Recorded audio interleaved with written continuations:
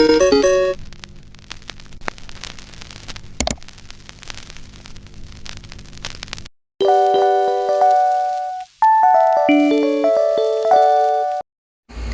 this is Merz Azur from BS Entre 4-2, and now I'm going to report the first video of the assignment number 6, which is the roundtable, Does Microfinance Empower or Impoverize?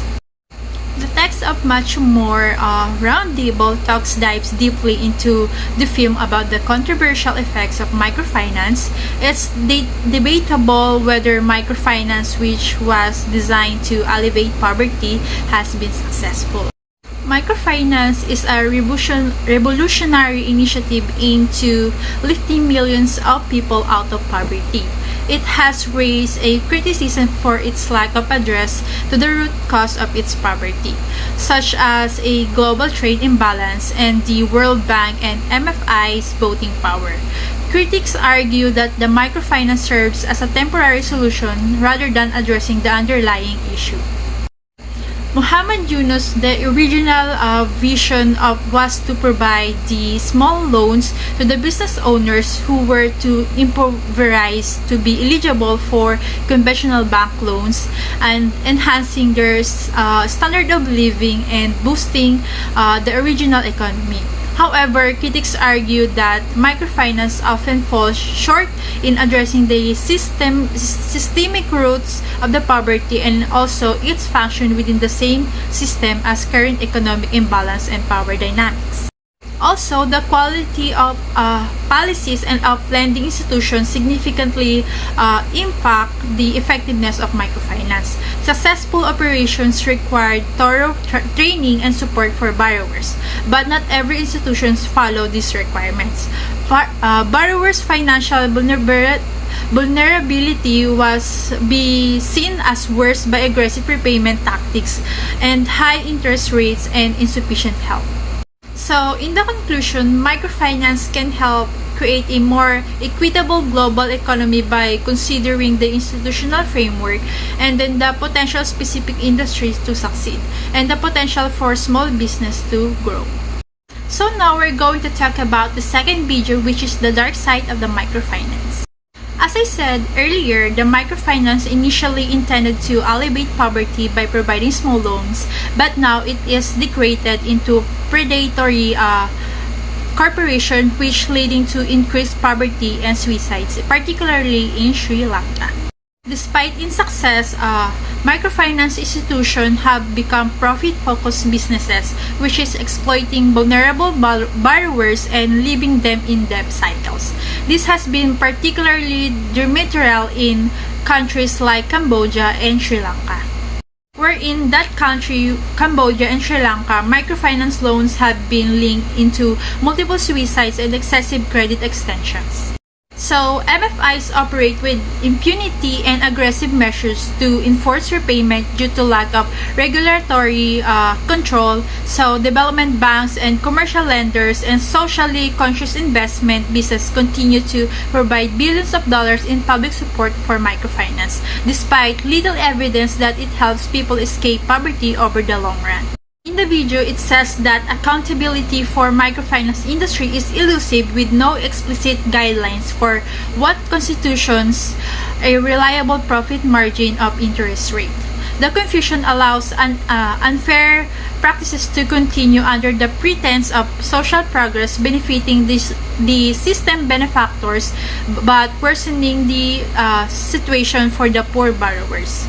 So, in the video, you can see that the whole story of the microfinance is one of the sincere effort that was appropriated by the profit entities, leading to a significant difference from its initial objectives, which is to prevent the abuse of disadvantaged communities, and it was designed to assist strict regulation and reassessment of its effectiveness in reducing poverty are essentials.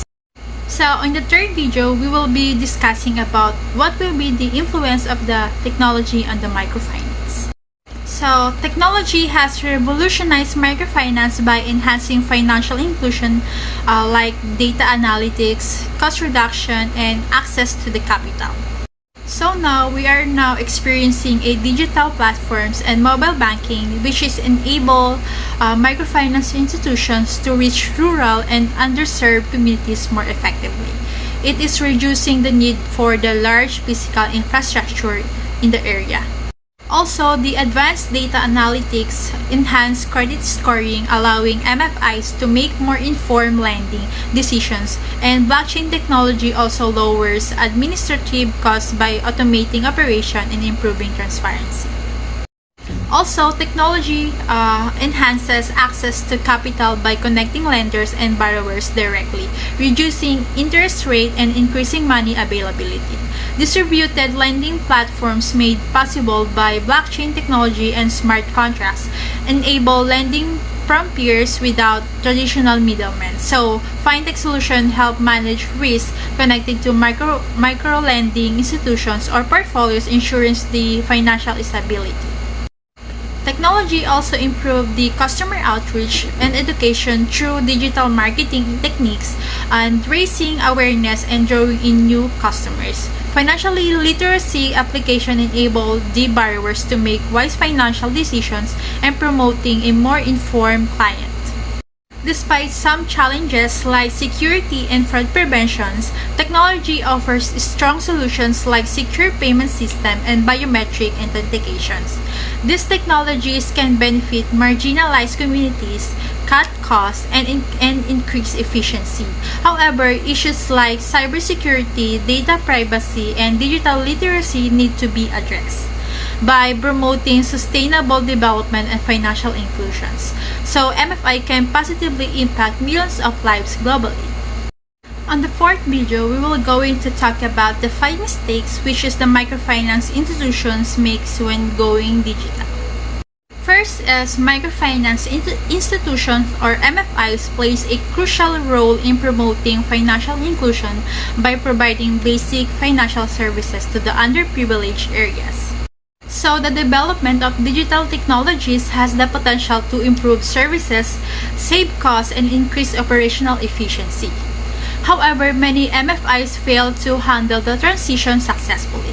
One common mistake is not having a clear business case at the start of a digital transformation project, which is the well-defined business case aids the organization's strategy, resource allocation, and alignment of digital initiatives with its goals and visions. Second is customer focus is essential for successful digital solutions in microfinance.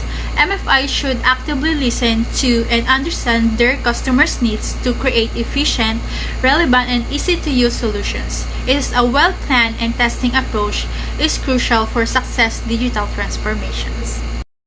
Effective change management solutions are necessary to overcome difficulties such as fear of job displacement, lack of skills, and resistance to change. MFIs can reduce disagreement and facilitate an easier transition by including staff members in the process, offering training and support, and outlining the advantage of digitizations.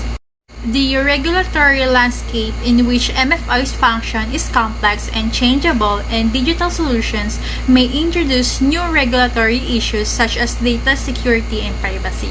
It is essential for MFIs to monitor and comply with relevant rules and regulations. And now we are going to the last video, which is the impact of the technology on the microfinance. Digital platforms and mobile banking enhance financial inclusions in rural and underserved communities. Advanced data analytics improve credit scoring and lending decisions. Efficient tracking and assessment of projects results to improve accountability and transparency. Cost reduction through automation of operation and blockchain technology. Fintech solution improves risk management and financial stability. Digital marketing techniques and financial literacy application promote customer outreach and education. Despite some challenges like cybersecurity, data privacy, and digital literacy, technology can positively impact sustainable development and financial inclusion.